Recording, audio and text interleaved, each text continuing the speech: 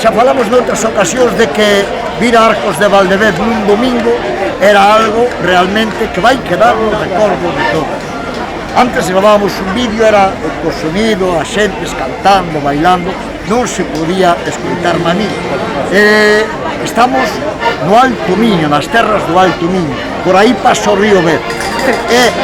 Vai empezar a música das concertinas e todos os domingos, as veces que me coincidiu vir, sempre temos xente tocando e bailando. Así é realmente como se dinamita un pueblo, unha villa.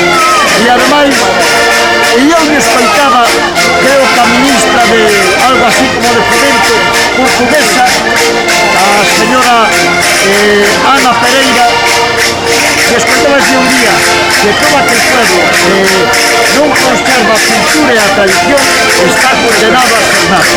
Venga, que molestamos. Hasta logo.